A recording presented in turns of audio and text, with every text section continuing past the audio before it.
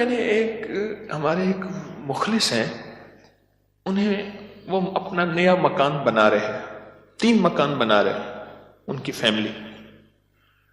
میں نے انہیں ایک عمل بتایا، آج آپ کو ہی بتا دوں، طرفت عین پہ یاد آئی بات.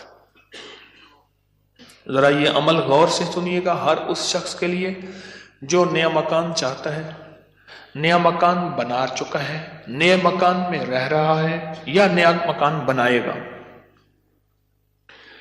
میں نے کہا آپ نے نیا مکان بنایا ہے، ان قریب شفٹ ہونے والے ہیں، منتقل ہونے والے ہیں، اس کا کوئی حل بھی کیا؟ سب سے پہلے اس نئے مکان میں 3 نقصانات ہیں، اور آپ نے ایک بات اکثر سنی ہوگی، ہمیں گھر راس نہیں آیا، مکان شفٹ کیا، یہ حادثہ، یہ واقعات، جانی نقصان، مالی نقصان، پریشانیاں، مشکلات، مسائل، ہمیں نہ لوگوں کی نظر کھا گئی، یا یہ فلاں فلاں، آپ نے سنا ہوگا. آج میں اس کا راز بتاتا ہوں، یہ ہمیشہ راز یاد رکھیے گا، اور میری یہ بات ضرور پھیلائیے گا، بتائیے گا، لوگوں کا نفع ہو جائے گا، بھلا ہو جائے گا. نیا مکان جب بھی بنتا ہے، اور جتنا خوبصورت ہوگا، جنات کو بڑا پسند آ جاتا ہے.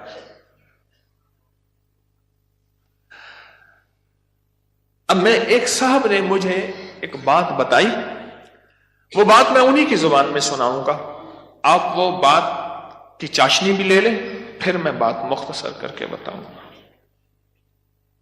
اما بالا کو قرآن پڑھیں دیا، یہاں تک سمجھ آئے گا؟ بچوں کو قرآن پڑھاتی تھی اما. تو ہم نے نیا مکان بنایا، اما نے میں ڈٹھا، اما کہندی ہے ون حافظ کوئی درخت دی ساوی لکڑ بھانا، چمک بھانا، شاخ توڑ کے لیا تازہ. اما تازہ چاخ لو کے اوپر چڑھ گئی، نیت دی مار پوے، خدا خراب کر رہے، گلو سڑو، میرا گھر تک نظر یہاں، نکلو تم، نکلو.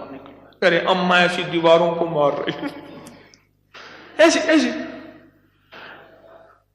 ہم نے کہا یہ پتا تھا اما کے پاس جنات بھی پڑھتے ہیں، آتے بھی ہیں، اما جنات کا دم بھی کرتی ہے، ہدیے کھانے وغیرہ بہت آتے تھے ان کے گھر. میں نے بھی اما کو دیکھا ہوا تھا، وہ میری نانی اما کی بہن بنی ہوئی تھی، ایک دوسرے کو ہدیہ دینے لینے کرنے.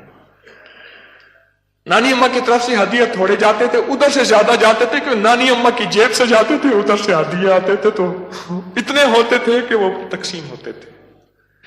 تو کہ نانی اما، میری اما نے نا مار مور کے ہانپتی کانپتی اما آ گئی، کہہ رہے بس نکل گئے. اما کیا ہے؟ کہہ رہے نیا مکان بنایا، ان کو اچھا لگا، گزرے جا رہے تھے، اوپر جو سیڑھیوں کی بمٹی تھی وہاں جا کے انہوں نے اپنا ٹھکانہ لگا دیا، مٹی لینے پہ ہاں اپنا سامان لگا رہے تھے، تو مجھے نظر آ گئے، نکال کے آئی ہوں. اچھا یہ ایک نہیں کئی واقعات ہیں.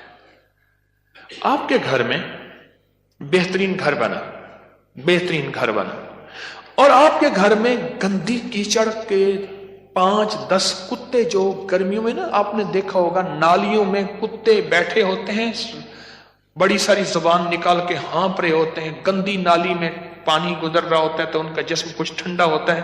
وہ گندی نالی والا کتا جب اٹھ کے نا اپنے بدن کو چھاڑتا ہے تاکہ کیچڑ وغیرہ، آپ کے گھر میں کتوں کا ریوڑ گھسائے گندے، تو گھر میں کیچڑ ہوگی یا عطر کی بارش ہوگی؟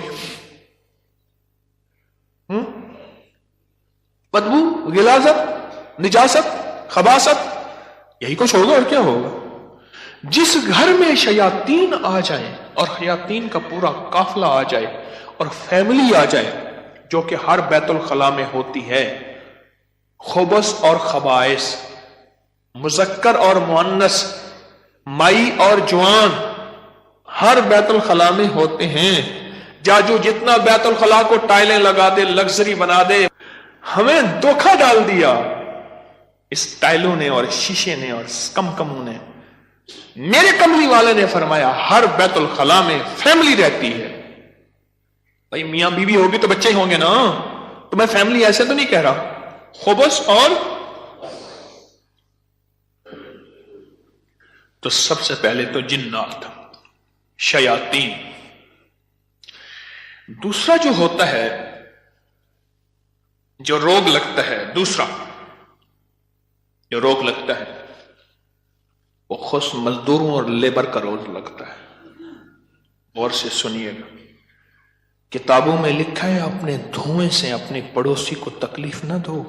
اگر تم نے کوئی مسالہ دار چیزیں، اسپائسی چیزیں، لذیذ چیزیں بنائی ہیں اور تمہارے پڑوسی کو یہ قدرت حاصل نہیں تو اس کو تکلیف نہ دو. پانی شوربے میں زیادہ ڈال دو، کچھ اس کو دے دو. اور کتابوں میں یہاں تک لکھا ہے کہ پھلوں کے چیزوں کے چھلکوں سے پڑوسی کو تکلیف نہ دو. اگر کوئی اچھی اعلیٰ چیزیں کھائی ہیں تو اپنے پڑوسی کے گھر سے دور رکھو. اس بیچارے کو تکلیف ہوگی کہ اللہ میری جیب میں بھی ہوتا، میں بھی کھاتا. یہ جو غریب لیبر آتی ہے، لیبر تو غریب ہی ہوگی نا، مستری مزدور، ان کی نظر کھا جاتی ہے، ان کی نظر کھا جاتی.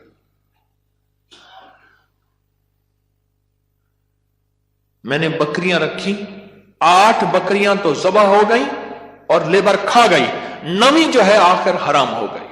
اور چھری کے نیچے بھی نہیں آئی. میں نے کہا نکالو یہاں سے بکریاں. 8 تو چھری کے نیچے آئی اور 9ویں جو ہے وہ خود حرام ہو گئی. اور تیسری اور آخری چیز، یہ میں آپ کو کہتا نا گھر راس نہیں آیا، یہ میرے پاس بہت واقعات آتے ہیں. اس کی نظر ہوتی ہے، لیبر کی ہوتی ہے. اور بعض بندے ایسے ہوتے ہیں، اب تو سائنس ایول آئی اور بیڈ آئی پہ جاؤ، میرا لفظ لکھو سوشل میڈیا پہ، نیٹ پہ، پتہ نہیں کہاں، فیس بک پہ، ایول آئی، بیڈ آئی. اب تو پوری دنیا کی سائنس نظر بد پہ پاگل ہو چکی ہے. پہلے کہتے تھے یہ ان کی قصے کہانیاں ہیں. ارے میرے کملی والے نے فرمایا، اور سائنس اس کی ریسرچ کو کہے سچ نہیں ہے تو ہو کیسے سکتا ہے؟ ہو کیسے سکتا ہے؟ حضرت علی کرم اللہ وجہہ کے فرامین بہت زیادہ نظر بد پہ، حسنین کریمین کے فرمان بہت زیادہ، آل رسول اصحاب رسول کے فرمان بہت زیادہ، واقعات بہت زیادہ، تجربات بہت زیادہ. اور تیسری اور آخری چیز انہیں میں نے بتائی کہ بعض اوقات ہم اپنے رزق حلال سے کسی سے سامان لیتے ہیں اور اس کا رزق مشکوک ہوتا ہے، اس نے کاروبار مشکوک رزق سے کیا ہوا ہے، اس سے میٹیریل لے رہے. غور سے سمجھے گا، باریک نقطہ ہے. ہم نے اس سے جو میٹیریل دیا وہ رزق مشکوک ہے اس کا. اس کی دلیل میں دیتا ہوں آپ کو. میں ایک بات کہا کرتا ہوں، آپ نے شاید سنی ہوگی کہ اگر میں محسوس کرتا ہوں میرا رزق مشکوک ہے تو اس مشکوک رزق سے کبھی روزے نہ رکھنا. میں آپ کو اکثر عرض کرتا ہوں، کسی ایسے بندے سے جس کا رزق طیب طاہر حلال ہے اس سے ادھار لے لے. ٹھیک ہے؟ اس سے ادھار لے کر جس کا رزق طیب طاہر حلال ہے اس سے روزے رکھ اور اپنے پیسوں میں سے وہ ادھار چکا دے. رزق کا اثر ہوتا ہے. ایک بزرگ کہتے ہیں میں نے دعوت کھائی 1 مہینے تک میرے جی میں آیا کہ میں کوئی گناہ بدکاری کروں. صرف ایک دعوت کھائی تھی. واقعات یہ 3 عوامل ہیں، 3 فیکٹرز ہیں بڑے، جو گھر کے اندر کہتے ہیں کہ گھر راس نہیں آیا.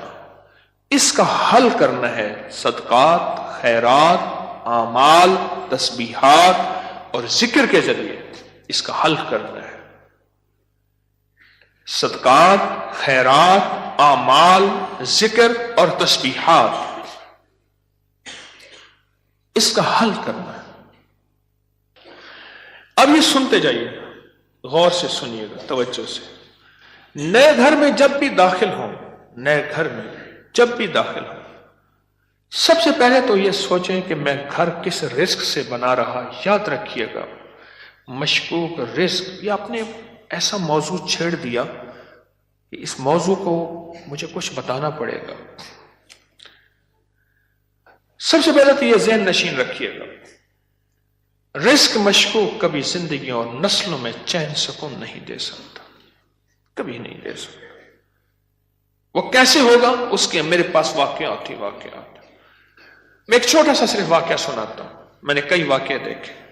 پتہ چلا کہ بیٹا فوت ہو گیا خودکشی میں، گرمی تھی، گھر تھا بڑا سارا، یعنی ادھر بھی گھر کے لان تھا، باغیچہ تھا، ادھر بھی باغیچہ تھا، بڑا بہترین گھر بنا ہوا تھا۔ اس وقت محسوس ہو رہا تھا یہ گھر کو بنے 35-40 سال ہو گئے۔ چارپائی جب پڑی تھی تو ہمارے ہوتے ہوئے دھوپ آ گئی، تو چارپائی کو میں نے گھسیٹا اور ایک بیل تھی بڑی خوبصورت، اس کے نیچے لے گئے۔ ایسی وہ بندہ رو رہا تھا، وہ اپنے علاقے کا مجسٹریٹ تھا، میں نے اس کی مجسٹریٹ ہی دیکھی ہے۔ بٹھے والے کو حکم تھا کہ اتنی اینٹیں پہنچانی ہے ورنہ بٹھا کسی شکایت کی وجہ سے سیل ہو جائے گا۔ سیمنٹ والے کے ذمے تھے کہ اتنی سیمنٹ کی بوریاں پہنچانی ہے ورنہ تو 2 نمبر سیمنٹ بیچ رہا، تجھ پہ آبجیکشن لگ جائے گا۔ ریت والے، اینٹ والے، ہر میٹیریل والے کے ذمے تھا کہ تو نے پہنچانا ہے۔ بہترین مکان بنا، بہترین مکان بنا۔ اس گھر میں رہا اور کبھی سکھ کا سانس نہ لے سکا۔ بیوی مر گئی، بیٹا اڑ گیا کہ میں نے ماں کو گھر میں دفن کرنا ہے۔ جو گھر کی پچھلی طرف کا باغیچہ تھا وہاں ماں کی قبر تھی، اور خودکشی مر کے کہنے لگا مجھے ماں کے قدموں میں دفن کرنا ہے۔ 2 قبریں گھر میں بنی ہوئی تھیں، بیٹھا ہوا تھا، ریٹائر، مر گیا، اور پھر اس کا کوئی وارث نہیں تھا۔ وہاں پتہ چلا اس شہر میں کہ ہمارے مرشد آئے ہیں، کچھ لوگوں کو بھاگے بھاگ آئے۔ ایک بابا آیا ریٹائر، تو میں نے کہا بابا جی مرشد بس میرے گھر چلیں، دعا کر دیں، کھانا کھا لیں۔ میں نے کہا کس لیے؟ میری دعائیں ہوں گی؟ میں نے کہا ایک چیز پہ دعا دوں گا کہ اس بابے کی آپ نے خدمت کرنی ہے، تو خود بھی بابا ہے، اس کی خدمت کرنی ہے، اور اس بابے کی موت تک وہ بزرگ